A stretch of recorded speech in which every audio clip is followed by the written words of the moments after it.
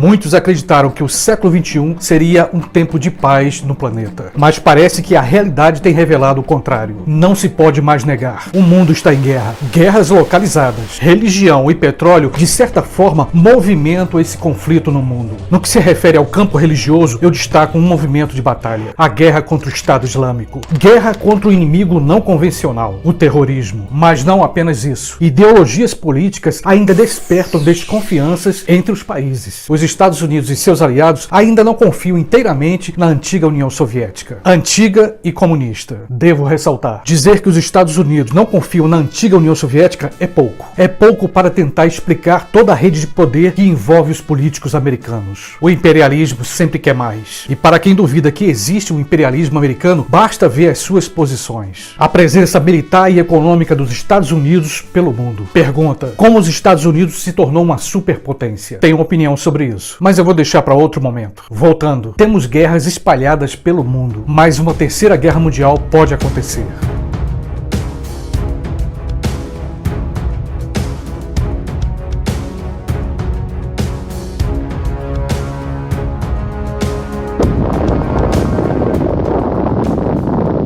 A gente pode não querer acreditar, mas estão ocorrendo movimentos militares perigosos. E quem são os principais envolvidos nesse processo? A Rússia e os Estados Unidos. Mas existem outros atores nessa história, como é o caso da China e da Coreia do Norte. Mas eu queria me concentrar muito mais nessa difícil relação. A relação entre Estados Unidos e a Rússia. Nos últimos vídeos eu tenho destacado a expressão ideologia política. Claro, a gente sabe que a Rússia não é mais comunista. E sobre esse aspecto é bom lembrar bem rapidamente um fragmento histórico. Até 1917, a Rússia era imperial, um sistema monárquico. O czar Nicolau II comandava o império com sua czarina. Mas o reinado de Nicolau II chegou ao fim através de uma revolução, a chamada Revolução Russa. Um partido chamado Partido Bolchevique comandou essa revolução. E esse partido tinha como ideologia o comunismo. Sendo assim, foi uma revolução política e econômica. Detalhe: durante a Revolução Russa, o imperador Nicolau II recebeu apoio de outros monarcas do Ocidente. Mas não teve jeito. Resultado: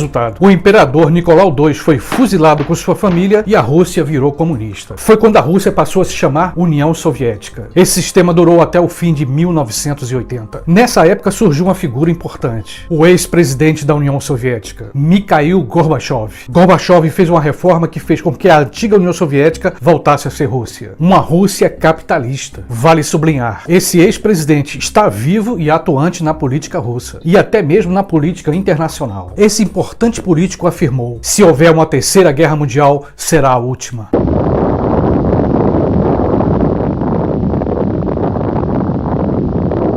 Para enfatizar, palavras de um dos políticos mais influentes da Rússia e do mundo. Minha opinião: o ex-presidente Gorbachev está certo. Não é apenas o que o ex-presidente da União Soviética declarou em sua entrevista. Não é apenas o que ele tem falado na imprensa. São os movimentos militares. Os Estados Unidos e a OTAN estão colocando lenha na fogueira. Por sinal, fogueira num lugar bem gelado. A Antártica, ou como alguns preferem chamar de Antártida. Nada poderia ser tão curioso e ao mesmo tempo trágico. Trágico e perigoso. A Guerra Fria entre os Estados Unidos e a Rússia começa a marcar presença no lugar mais frio do mundo. Por que digo isso? O governo americano começou a intensificar a sua presença militar lá na Antártida. O governo russo não perdeu tempo. Também começou a intensificar sua presença militar naquela região. Todo mundo sabe que há muito tempo há um interesse científico por toda aquela área. Interesse científico e econômico. Pesquisas científicas e petróleo. Eis a palavra mágica: petróleo. Todos querem essa fonte de energia e são capazes de matar milhões por essa fonte. Uma outra coisa que nós sabemos é que o Iraque sentiu na pele todo esse desejo pelo petróleo. O povo iraquiano sofre as consequências até hoje. E agora a Guerra Fria se estende às regiões mais geladas do planeta. E aqui eu uso a expressão do ex-presidente da União Soviética: estamos muito próximos de uma guerra quente. No último vídeo eu coloquei a minha opinião. Parecia que o mundo ia ter paz. Parecia que o mundo não teria mais uma ameaça de guerra nuclear. Parecia. Apenas parecia. Por que digo isso? Os fatos demonstram que a Guerra Fria retornou. Uma Guerra Fria começa com esses pequenos e grandes movimentos. Movimento militar e político. Eu afirmava justamente que estamos vivendo uma Guerra Fria. Exemplo: a presença da OTAN na Polônia. O movimento de tropas e o aumento de armas naquela região. Ou seja, a intensificação militar dos americanos nas fronteiras da Rússia estão aumentando a temperatura. A Guerra Fria esquenta. Os especialistas são diretos. Será a última guerra. O planeta Terra se transformou numa bomba relógio. O arsenal nuclear distribuído entre as grandes potências pode destruir o planeta várias vezes. Você lembra da cidade de Hiroshima no ano de 1945? O Japão testemunhou o inferno nuclear no fim da Segunda Guerra Mundial. A primeira bomba atômica da história lançada pelos Estados Unidos. Uma bomba que matou cerca de 250 mil pessoas em segundos. E mesmo depois, milhares vieram a morrer por causa da radiação. O Japão sentiu na pele o que é uma arma de destruição em massa. E as bombas de hoje são 1000 vezes mais poderosas. Uma guerra nuclear pode ser o apocalipse, o fim da raça humana. Por outro lado, eu não duvido que os políticos poderosos e os bilionários já tenham seus esconderijos. Abrigos que já estariam prontos caso venha acontecer uma guerra nuclear. E vale lembrar, esses abrigos ou bunkers já existiam na Segunda Guerra Mundial. Mas as consequências de uma catástrofe dessa amplitude demoram anos. Mesmo o pós-apocalipse seria terrível. Um mundo sem energia elétrica, sem água e meios de comunicação, sem internet. Difícil imaginar essa possibilidade. Mas infelizmente é uma possibilidade real. E as principais vítimas somos nós, eu, você, justamente todas as pessoas que querem a paz. A população que não participa do grupo no poder. Somos vítimas do silêncio das mídias populares, da cumplicidade das mídias internacionais. Somos vítimas das mentiras de todos aqueles que governam as superpotências. Governantes, políticos, bilionários poderosos, porém imbecis que podem destruir a raça humana. A nossa espécie, a espécie humana, está por um fio. Mas para eles, o poder a qualquer preço. Mesmo que tenham que matar bilhões de pessoas. Detalhe, se alguns poderosos desse mundo sobreviverem, a ideia de que uma elite de poderosos possa escapar de uma guerra nuclear pode não dar certo. O resultado dessa tragédia, dessa catástrofe, pode sair do controle. E não podemos esquecer, o governo da Coreia do Norte já declarou: os Estados Unidos vão ter que assumir a responsabilidade pelo que está por acontecer. O que eu acho difícil. Minha opinião, não creio que o governo norte-coreano esteja só ameaçando. Melhor não duvidar.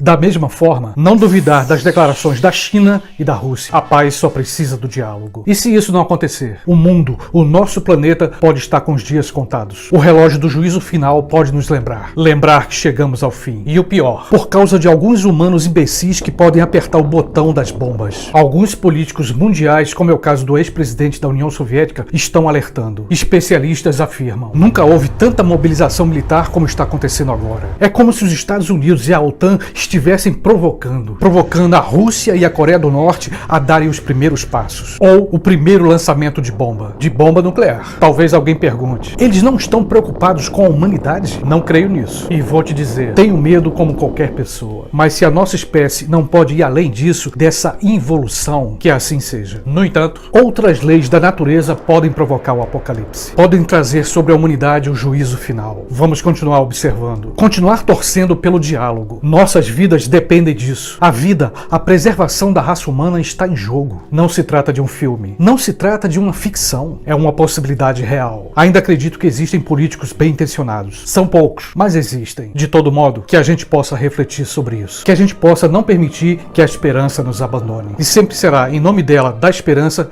que eu renovo aqui o meu convite. Se você ainda não se inscreveu no meu canal, vem, se inscreve. Se você gostou desse vídeo, dá uma curtida, um like, compartilha com teus amigos. Com certeza você vai ajudar esse canal a permanecer no ar, ok? Beijão e até o próximo vídeo.